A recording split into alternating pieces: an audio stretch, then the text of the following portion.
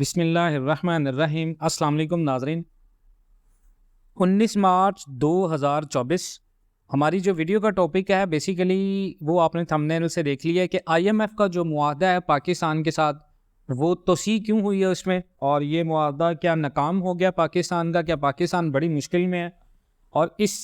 मुआहदे का इम्पैक्ट पाकिस्तान के अंदर एक्सचेंज रेट के ऊपर क्या पड़ सकता है, और पाकिस्तान के अंदर जितने भी लोग करेंसी रख कर बैठे हैं उनको इस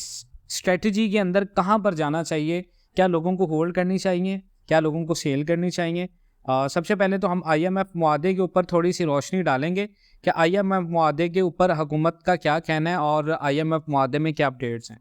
देखें जी, आईएमएफ का वफद पाकिस्तान में आया, स्टाफ लेवल मुआहदा जो है वो पाकिस्तान का नाकाम नहीं हुआ,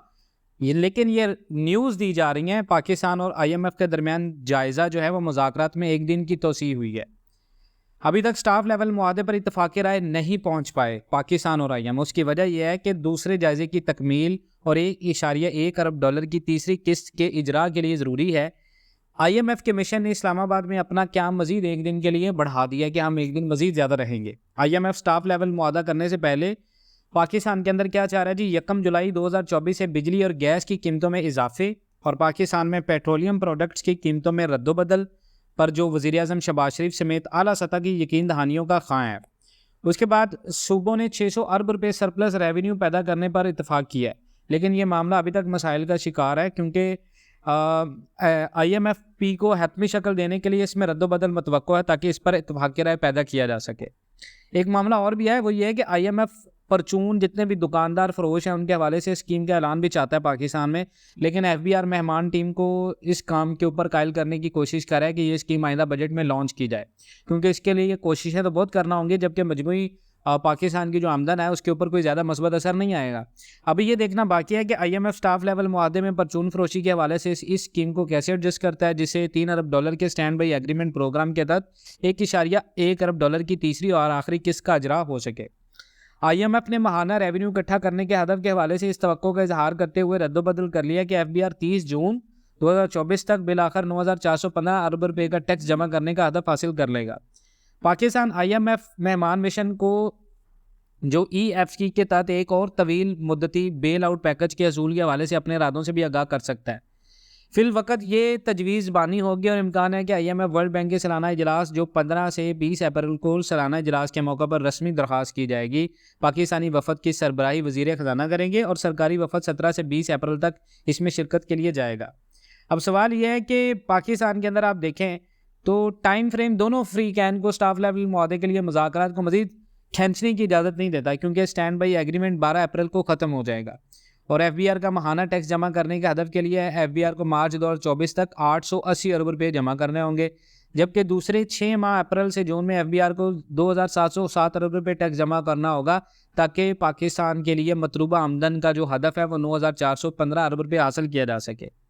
अब सवाल ये है कि पाकिस्तान के अंदर आने वाले दिनों के अंदर क्या ये जो स्टाफ लेवल एग्रीमेंट है, अगर इसके बारे में पाकिस्तान को कोई मस्बत अपडेट्स नहीं मिलती तो क्या पाकिस्तान में एक्सचेंज रेट रद्दोबदल हो सकता है। देखिए, अभी पाकिस्तान का जो वफद है वो अप्रैल में जाएगा वर्ल्ड बैंक में शिरकत करने के लिए और उसके इजलास में शिरकत करने के लिए, और उसके बाद पाकिस्तान के अंदर आप देखें तो थोड़ी सी हमने अपनी जो इंपोर्ट है वहाँ पर एक्सपोर्टर्स की वजह से हमने डॉलर के ऊपर थोड़ी सी डिमांड में इजाफा किया, क्योंकि पाकिस्तान के अंदर आप देखें तो एक्सपोर्टर्स जो हैं वो डॉलर की मांग को बढ़ा रहे हैं और वो चाहते हैं कि पाकिस्तान में डॉलर की क्योंकि डॉलर मज़ीद सस्ता होने पर हुकूमत जो है वो एक्सपोर्टर्स को सही तहफ़्फ़ुज़ात दे रही है। इंटरबैंक मार्केट में करेंसी डीलर्स और जितने भी एक्सपर्टीज़ हैं उनका कहना है जी हुकूमत रुपये के मुकाबले में डॉलर की कदर में मज़ीद कमी की ख्वाह नहीं है, क्योंकि इससे इंपोर्ट और एक्सपोर्ट्स दोनों मुतासिर हो रही हैं। रुपये के मुकाबले में डॉलर 5 माह की कम तरीन सतह पर आ चुका है, जिससे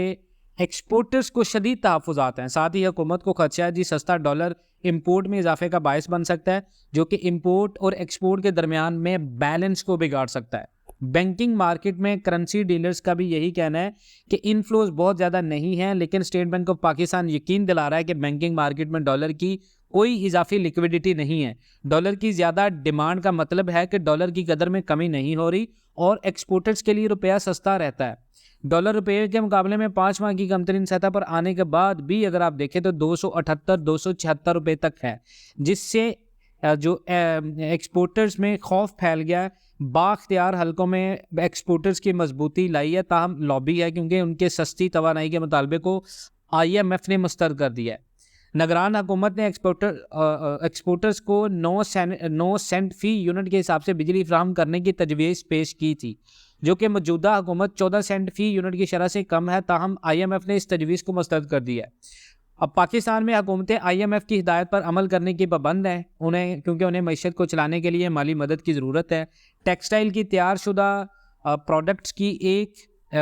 जो एक्सपोर्टर है वो उनका ये कहना है जी 22% की बुलंद तरीन शरह सूद की वजह से हम पहले ही दबाव में हैं, जिससे कारोबार करने की जो कॉस्ट है वो खित्ते में सबसे ज़्यादा है पाकिस्तान में। बिजली, गैस, पेट्रोलियम की कीमतों में रिकॉर्ड इजाफे के साथ 22% शरह सूद का हवाला दिया है, जिसने एक्सपोर्टर्स को आलमी मंडियों में मुकाबला करने के काबिल नहीं छोड़ा पाकिस्तानी। तो ये सवाल है जनाब, इन चीज़ों को अगर आप देखें तो एक्सचेंज रेट में दबाव आ सकता है, लेकिन ज़्यादातर यही है कि हुकूमत इसको कैप लगा कर रखेगी। बाकी आप इन तमाम तर एनालिसिस के बारे में क्या राय रखते हैं कमेंट सेक्शन में ज़रूर बताइएगा। इस वीडियो में आपको जो मैंने चीज़ें बताई हैं, क्या आप इन चीज़ों से मुत्तफिक हैं? बाकी यही चीज़ें, रियलिटी यही हैं, आप यहाँ से भी इसको सर्च आउट कर लें, यही रियलिटी आपको समझ आएगी। मज़ीद इस तरह की अपडेट्स के लिए जुड़े रहें पाकिस्तान एंड वर्ल्ड TV के साथ। इंशाल्लाह मिलते हैं नेक्स्ट वीडियोज़ में, तब तक के लिए अल्लाह हाफ़िज़।